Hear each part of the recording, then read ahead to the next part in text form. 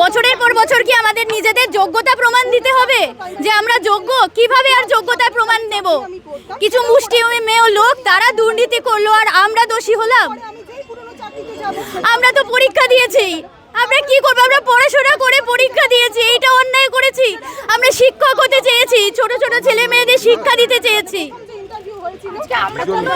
আজকে আমাদের কি অবস্থা হবে? আমরা কি করব? এই স্কুলগুলো কিভাবে চলবে?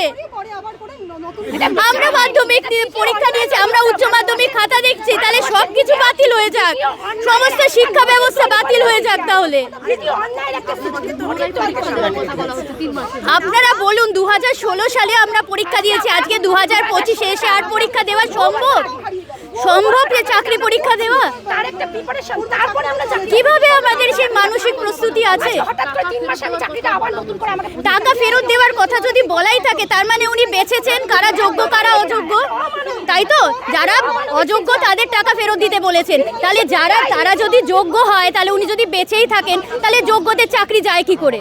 এখানেই তো ওনার ভুল ডিসিশন। যদি যোগ্য অযোগ্য উনি বেঁচেই থাকেন, তাহলে যোগ্যদের চাকরি কি করে যায়? অযোগ্যরা যদি টাকা ফেরত দেয়।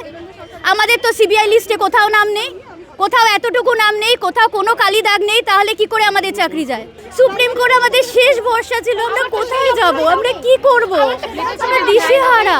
আমার ব্যাগ পিছনে ফিরে যাওয়ার কিচ্ছু নেই, আমার পিছনের কোনো চাকরি না, আমার এটাই প্রথম স্বচ্ছভাবে পাওয়া চাকরি। তাহলে কেন গেল সেই চাকরিটার সেই জবাবটা কে দেবে? আমার ফ্যামিলিটাকে কে দেখবে?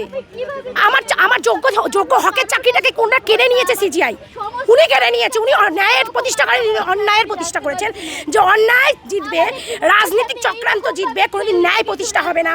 এই দেশের সংবিধান বলে কিছু নেই, পার্লামেন্ট বলে কিছু নেই, সুপ্রিম কোর্ট কোথায় যাব? কোথায় যাব আমরা ন্যায় প্রতিষ্ঠা করার জন্য? কোথায় যাব? আমার কি অন্যায় ছিল? তার কি দায়?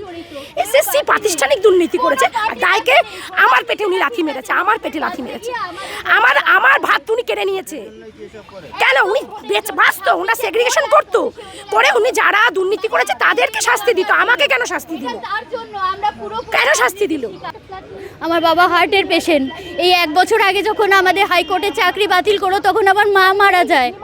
আমি একমাত্র বাবা মা সমস্ত আমার মাও প্রচণ্ড অসুস্থ ছিলেন, বাবাও। তা কাল থেকে আমি যদি হার্টের ওষুধ কিনতে না পাই, আমার বাবার যদি কিছু হয়ে যায়, তার জন্য কে দায়ী থাকবে বলুন? কিছু বুঝতে পারছি না। সিজিআই কি এটা রায়টা কি ওনার রায় দেওয়া হলো? এটা পলিটিক্যালি বায়াসড রায় নয়। কি করবো আমরা? একেবারে দিশেহারা, কোথায় যাব, কি করব? আমাদের শেষ ভরসা ছিল সুপ্রিম কোর্ট। এটা ভাবতেই পারছি না যে কাল থেকে স্কুলে যাব না।